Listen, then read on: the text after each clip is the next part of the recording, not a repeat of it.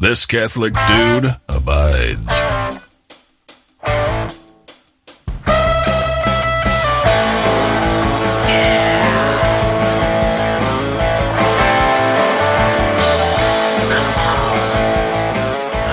Episode 61.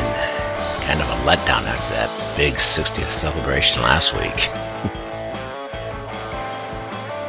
Did you know all reformers were born after the year 1480? I talk about the Reformation in 1517, when Martin Luther nailed the 95 Theses to the Wittenberg church door, challenging Catholic Church's abuses of indulgences. It was the birth of Protestantism. Within 5 years, the floodgates had opened, and there were a lot of reformers, not just Luther. Men who were breaking off from the Catholic Church, forming their own religions. But all those men were relatively young, under the age of 40. No one knows why. But a common explanation among historians and other thinkers is 1492. Christopher Columbus, the New World. Okay. People weren't shocked that the world wasn't flat. That's a freaking myth. Moreover, it's a myth propagated by Catholic haters of the 18th and 19th century, who never lost the opportunity, no matter how freaking bogus, to discredit the Catholic Church. Washington Irving, for instance, Jeffrey Burton Russell thinks was chiefly responsible for propagating the idea that the Catholic Church taught that the earth was flat. If you're interested in this, by the way, get Russell's book, Inventing the Flat Earth. I don't have it, I've never read it, but I have read large swaths of his 4-volume History of the Devil, which is really good, and so I'll vouch for his work in general. Anyway, people were shocked, though, to learn there was a whole nother freaking landmass. One whole detached from that bundle of Europe, Asia, and Africa. It's like, wow, there is like a whole new world over there. And it disrupted a worldview that had been in place for 1,300 years. The psychological shock of such a thing can't be measured. It especially can't be measured on a boy whose mind is still growing. So think of it, you're 12, 13, and now what's been implanted in your mind at this very crucial age, and this is like the Stand By Me age, if you saw that movie, what's planted in his mind was a fact, an indisputable fact. Authority was 100% wrong on a huge freaking issue. That fact was stamped on the 12-year-old or 10-year-old boy's mind.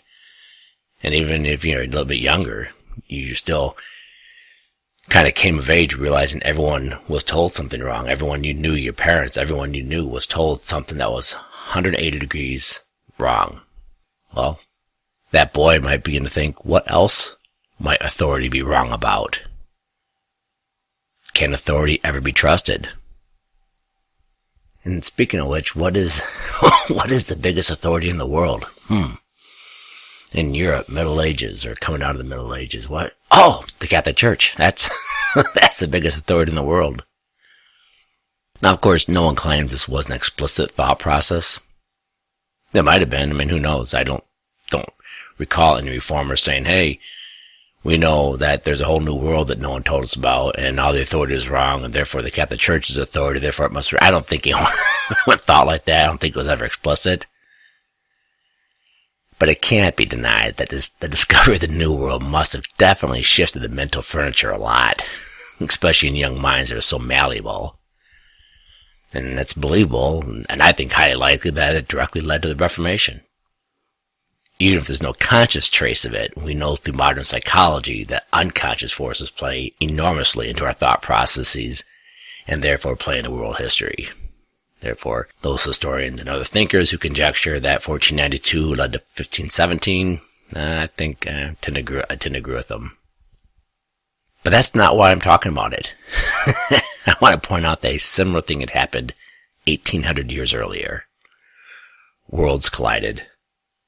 Alexander the Great. And I'm going to take a quick detour here about the importance of history. You need to be able to put Alexander the Great into context to understand what I'm talking about here. I mean, historical context. 4th century BC.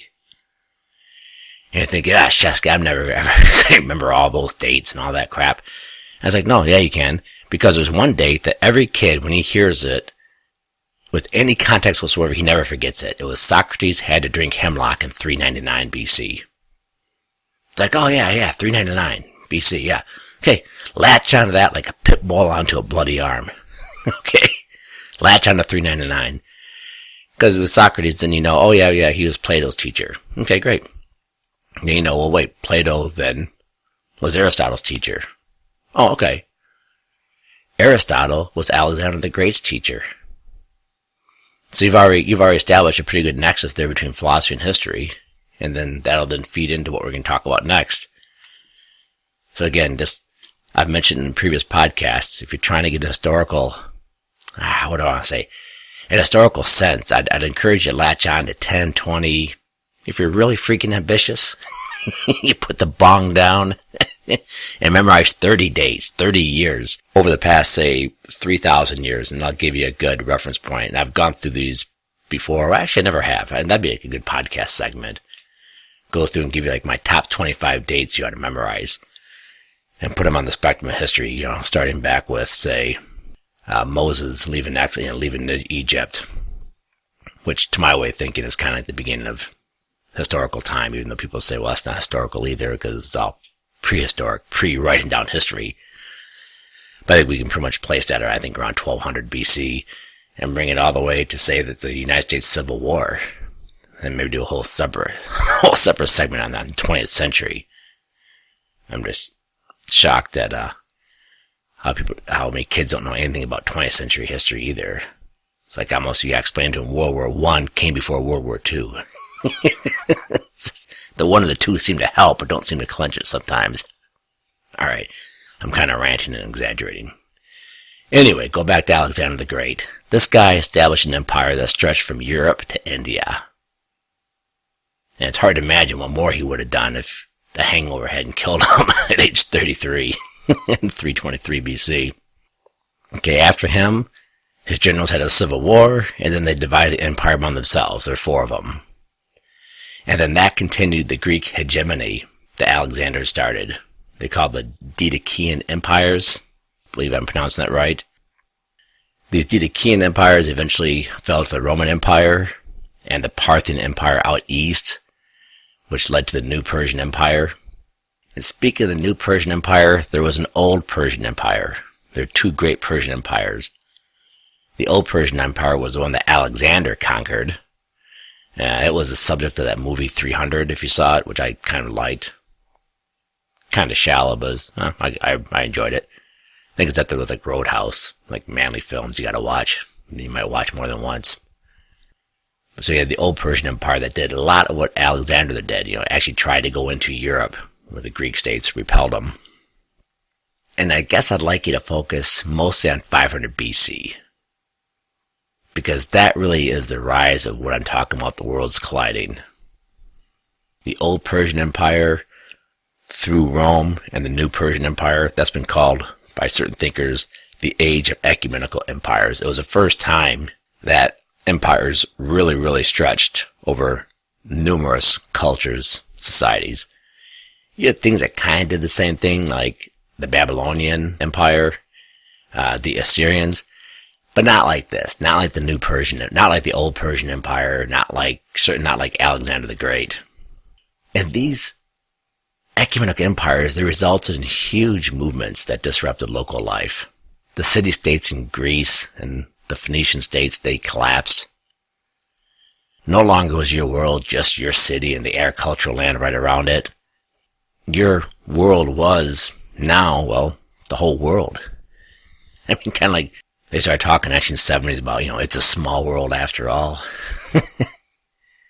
And now we talk about the digital world bringing everyone so much closer. A very similar thing happened 1800 years ago. It's like, wow, my little world is just that. It's just my little whatever. It's not the world at all. The whole world is not brought to my doorstep. Or you are taken to the world's doorstep. Because with these ecumenical empires came huge demographic shifts. Huge enslavements, population shifts, cultures collided. Often through migration, Or just like what happened in Jerusalem and Judah when the Babylonians took over, just whole populations uprooted and taken away. There's also increased trade. People coming in contact through just buying and selling stuff. This resulted in a huge loss of intellectual cohesion. I mean, people psychologically were probably worse off than LeBron James in China. The Hong Kong outcry. Financially, fiscally, emotionally, spiritually. They were hurt throughout the known world. You could say there was a loss of meanings as institutions, civilizations, and ethnic identities were just broken down, eliminated, washed together. And this led to just a general attempt to regain meaning. What is the meaning of human existence? And you saw a flourishing of various thinkers and movements about this time trying to make sense of it all. You've probably heard of Stoicism. That may have been one of the biggest responses to this crisis of meaning. And it's a philosophical doctrine that's with us today, as evidenced by the success of Ryan Holiday's The Daily Stoic, which sounds like a book definitely worth checking out. I have not checked it out, but it sounds like a splendid book. He was on Econ Talk, I don't know, a couple years ago. Mystery cults arose. Pythagoras, he was kind of a forerunner, maybe a proto-mystery religion. But there are all the sun cults, the Orphic cults, all these mystery religions trying to make sense of this new world, so to speak. You had apocalyptic movements, think the world's coming to an end, including within Judaism. People thinking, well, the world's coming to an end, everything's changed, everything's coming to an end. You had Manichaeism. Into this milieu, you had Christianity. In the fullness of time, St. Paul would say, the shakeup resulting from the ecumenical empire age and the resulting day-to-day stability of the Pax Romana, the peace of Rome, because Rome came in, a lot of the instability stopped, and things were kind of cool, made widespread trade and communication possible. I believe it made the time ripe for the incarnation.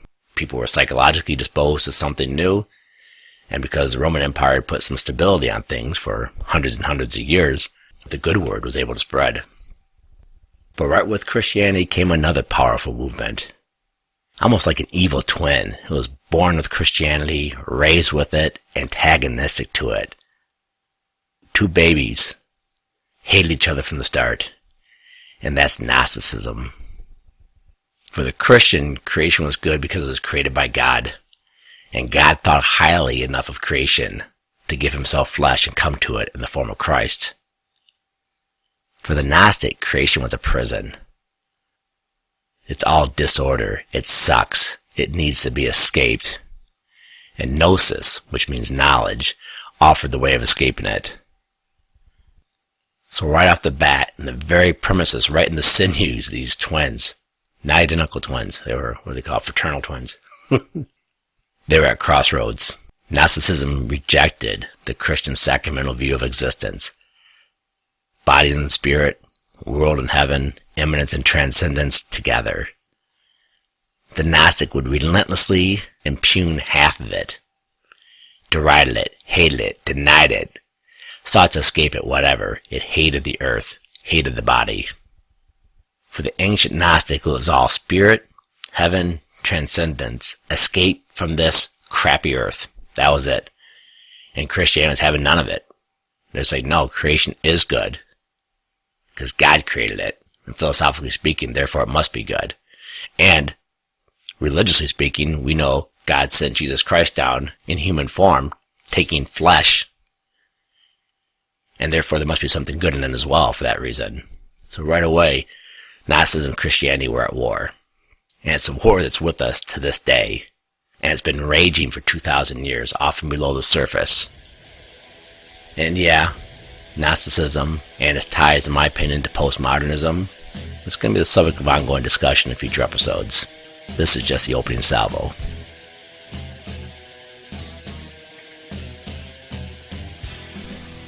Alright, let's do some lightning segments.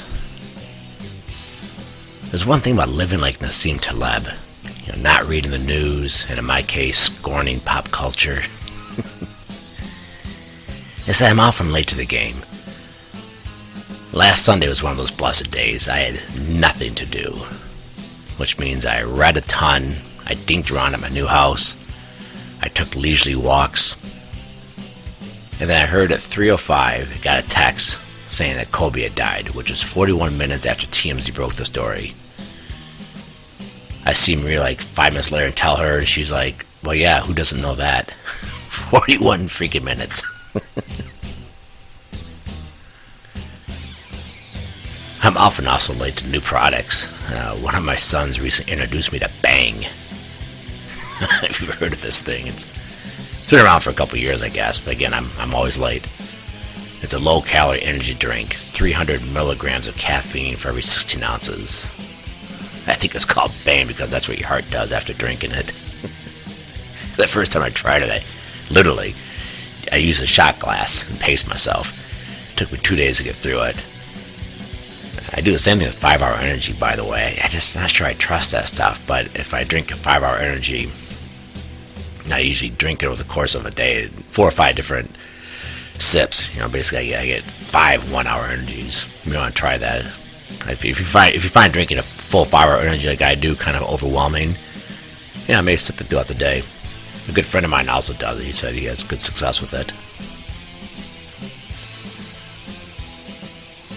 Yeah, I know. I ought to just start drinking coffee. I know. I've tried to develop a taste for coffee.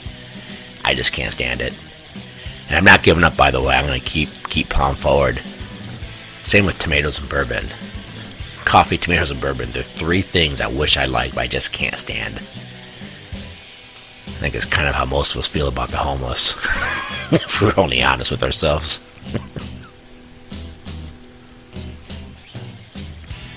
Alright, I hate to go to the same well in consecutive episodes, but I have to do it.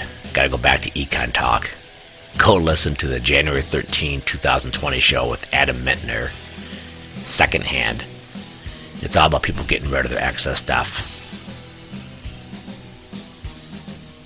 That Econ Talk episode could fill a one thing file.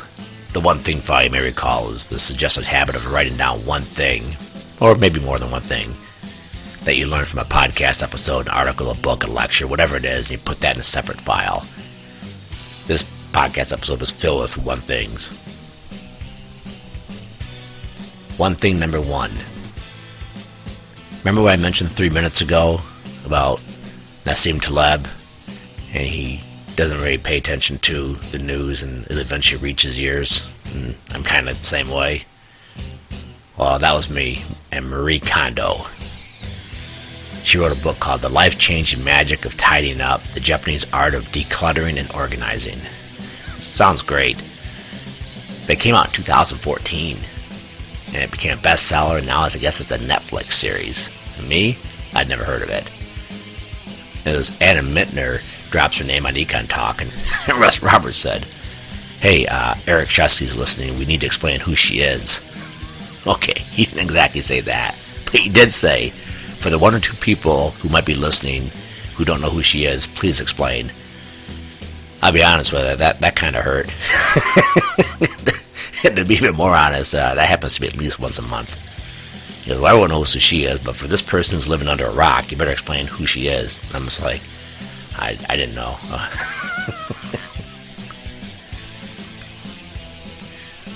What's even more hurtful is I actually know for a fact that some people consider that type of thing a form of ignorance. And I have 3 instances in my life. First time I was at a Detroit bar after work with a bunch of young lawyer friends of mine. I used to work downtown Detroit. And we're with our dates or our wives. And a friend of mine had a kind of a tense relationship with his girlfriend. And she mentioned some celebrity, and he didn't know who she was or something. And he goes, how do you know that? And she was just dripping with contempt. And my friend was extraordinarily smart, but dripping with contempt. And she says, it was in People magazine. Some of us read. And that is 100% true story. Because my friend didn't read People magazine, she was just looking down her nose at him. And to be honest, I didn't know People magazine had prose in it other than, photo captions. But to her, because my friend didn't read People magazine, he was, he was a baboon. And another situation, a friend asked about another friend of mine something about a John Grisham novel or some crap like that, some current novel. And for some reason I knew for a fact that he hadn't read it. And he says, oh, of course. He goes, he doesn't read. It just kind of snarking because, my friend wasn't reading something on the New York Times bestseller list by John Grisham or whatever pop author we're dealing with. But again, looking down his nose. And this third instance I had actually was directed right at me. Some guy asked me about something that was reported in the local newspaper 3 weeks earlier or something. I said I hadn't seen it. And dripping with intellectual contempt said, don't you ever read? And that last one was a spiritual test. I tell you what, it was probably 25 years ago. I was a poor lawyer in my small town, so I had to bite my tongue. But to this day, I recall the arrogance welling up in me. I was like, I get up at 4 a.m. every morning just so I can read like Vogelin, Dostoevsky, Chesterton, and others. I often get up at 5 o'clock during the weekdays, 4 o'clock on Saturdays and Sundays, 5 o'clock on the weekdays. I have to go to war with Marie on our limited budget to try to create space for buying more books. And you have the idiocy to accuse me of not reading because I don't read the frickin' newspaper, which is considered the lowest form of prose for the past 200 years. Has been the laughing stock of every half-educated person in Western civilization. And you think you're better than me because you read the frickin' newspaper? Yeah, well, I didn't do all that. I guess I gave some sluggish response like, I read sometimes and let it go. But to this day, I bump into that guy around town, and I swear he still holds me in contempt. Now, he just may be an arrogant ass just in general. I don't know. I actually like the guy overall, but I swear he's just like still looking like, yeah, this is the dude who doesn't read the newspaper. He's ignorant. And which is frustrating because there's a ton of other legitimate things he could hold me in contempt for. but not reading, that ain't one of them. Like, I'm a jackass, and I have all sorts of faults, but not reading, that's not one of them. Anyway, getting back to Marie Kondo. I've now listened to that 5 minutes of banter on Econ Talk, and I am now an expert. But her message resonated with me. And it's apparently resonated with a ton of people. That's why she has a Netflix show. And I guess her number one principle is if you pick something up and it doesn't spark joy, throw it out. Nah, I'm not sure I agree with that, but it's not a bad standard. And right now, Marie and I are in the process of packing up 28 years of married life with 9 people and moving to a new house. I'm going to apply some sort of standard. I've already gotten rid of probably literally 20, 30 pounds of stuff out of my basement library here in the old house, and I've scratched the surface. I'm about halfway. I'll probably do another 20, 30 pounds, but I'm going to get more aggressive. This Marie Kondo has kind of inspired me to be more aggressive and throwing stuff out. For the one thing file, point number 2, all from this Econ Talk. Hoarding is a spectrum disorder. Kind of like sexuality, I guess.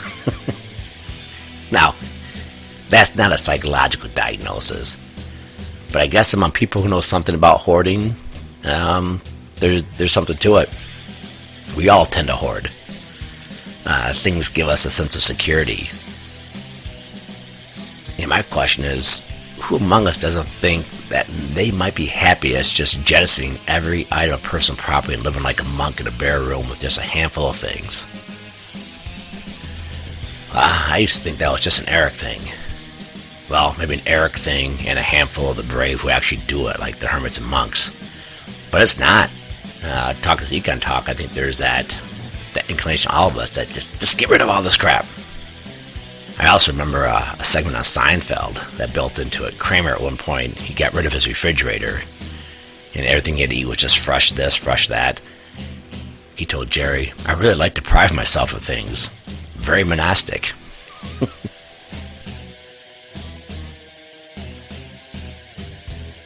Here's one thing number 3 for the Econ Talk episode. This is quite sad. Lonely old people use the secondhand market like Goodwill stores as social interaction. They'll bring in one small item of insignificant value to Goodwill just so they can donate it and in the process get some small talk out of it. Told the the workers where they got it, what it's about, things like that, but gives them some sort of form of social interaction. Now, this Adam Mittner on the show, the guest, he didn't say it, but I think his point was these people are a drain on the Goodwill store's labor resources. Maybe not a huge drain, but they have work to do, and these people want to come in as a form of social interaction. I guess it's a pretty common phenomenon that they have to deal with. And again, it's all kind of sad. The whole show is about secondhand things, and you wonder if these old people feel like secondhand things. Yeah, and that whole thing about older people using commerce as a form of social interaction, it's real to me as a lawyer. Abe Lincoln once famously said, "Time is a lawyer's stock in trade." And it's something the non-lawyer just doesn't get. Time is the only thing a lawyer has to make money with. And we literally bill in 6-minute increments. Clients pay by the minute. There's really no other profession like it. I guess accountants come closest. If a lawyer isn't billing, he is literally losing money. Literally. I don't. Unless you walked in those shoes, I don't think you can get your head around this existence perverting way of making money. If you're not working, you're literally losing money. For a busy lawyer who bills at $250 an hour, I mean busy, I mean one that can't get all his work done in a work week. 5 minutes of small talk is literally cost him $20. So now juxtapose the existence of a lawyer, especially a Christian lawyer, with that lonely widow who just wants someone to talk with. And as a result, the legal consultation is lasting far longer than it should. This happens to me all the time. Where does a Christian lawyer draw the line? I mean, when does the billing clock stop ticking and the charitable clock start talking? There is no answer. Well, I know my more shark mercenary colleagues be like, the clock ticks the whole freaking time. She's sitting in your office taking up your time, and at $5 a minute, yeah, that's $5 she's costing you because she's just rambling on about whatever because she wants social interaction. They're freaking bill every minute of it. And that's not illegitimate. But I think it's illegitimate for the Christian lawyer. And again, I'm not impugning my lawyer friends who are also Christians who adopt that billing attitude. I'm not. I mean, I get it. They're in your office. It's a place of business. It's a profession. They know they're paying $250 an hour, whatever it is. Not unreasonable to ding them for that time. I'm not saying that. But you'd have to be an idiot not to realize that the consultation at point has ended, and now it has gone into social interaction or small talk. You'd have to be a semi-idiot not to realize at some point this person is going off tangent because she just needs someone to talk to. She just wants to be heard. The Christian lawyer now has to deal with these two competing goods. One, providing for his family. I need this time to bill. I have to leave at 5 o'clock today for my kid's soccer game, whatever it is. And this woman wants to take up 25 minutes for small talk. And I am now losing money because she's talking. And you have to balance the fact that she's taking money from you against your calling as a Christian lawyer to help the lonely. Let's face it, back in the old days, you used to give alms. Give alms, give alms, give alms, which basically means giving money to the poor. And this freaking culture, and I know people are going to scream at me for this, but we don't have that many poor people. I mean, yeah, relatively speaking, yes, but in a historical sense, compared to what people had in previous ages, in a culture sense, what we have in the United States compared to what they have in, say, Bangladesh, we don't have poor people over here. We have lonely people over here. So in my opinion, giving time is like the new giving alms. In the old days, you didn't want to give alms because no one freaking had excess wealth, or, very few people had excess wealth, and to give alms really sucked. Today, it's like giving time really sucks because no one has excess time. So it's really giving time is like the new giving alms if you really want to sacrifice. And trust me, as a lawyer and a selfish person, that's really hard. I mean, I'm very jealous of my time. And so this is a hard thing for me to say because I know I failed miserably at this giving time. But anyway, this little example I'm giving you, having to balance being a lawyer who makes money off his time versus being a Christian and a woman who obviously just needs you to spend some time with her and turning the billing clock off and spending time with her. That's the type of thing that comes up every day. It's going to come up every day in your life. It's why prudence is a cardinal virtue. And that's exactly what prudence is, weighing circumstances and choosing the correct course among two or more good courses. Prudence isn't deciding whether to cheat on your wife or not. That's obvious. Prudence is saying, no, these are two good things. These are 3 good things, 10 good things. I gotta choose which one I'm gonna do here. I have to balance, blend, whatever you want to call it. You gotta figure it out. You have to have prudence. And just one final point. Can you imagine how hard it is to exercise prudence when you don't even know what the goods are? And this is one of Jordan Peterson's arguments about modern society and what postmodernism has done. Although I don't think it's just postmodernism. I think it's modernism in general has done this.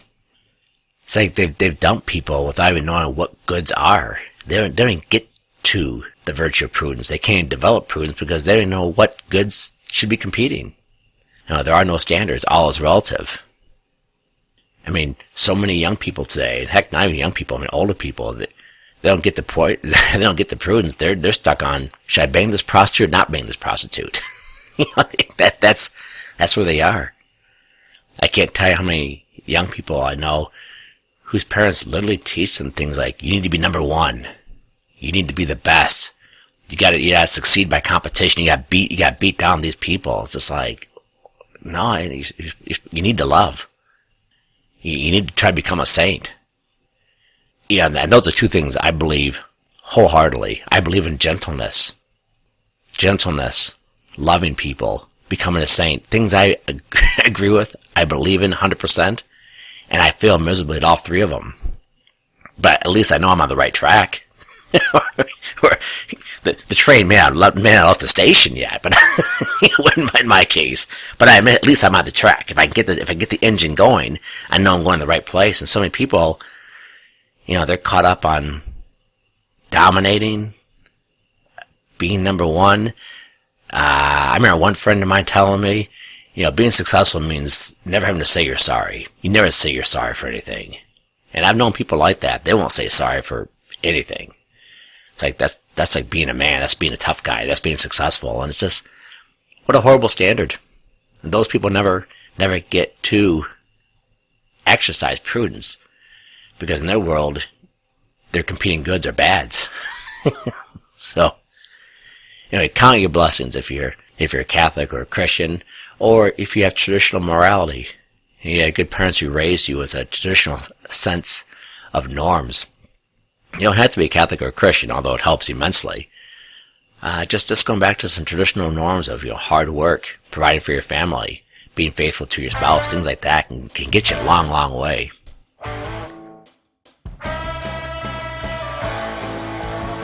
Alright, that's a wrap for this week. Go check out youdemonpodcast.com if you want more information. Very detailed show notes. I think you'll get some out of it. If you want to go back and listen to something I said, you can go to the show notes and probably fix on it pretty quickly. Also, by the way, I do welcome emails. I'm not always real good at responding, but ericchesky@gmail.com. If you can spell my name and you've heard of Google and Gmail, you can shoot me an email. As always, thanks for listening.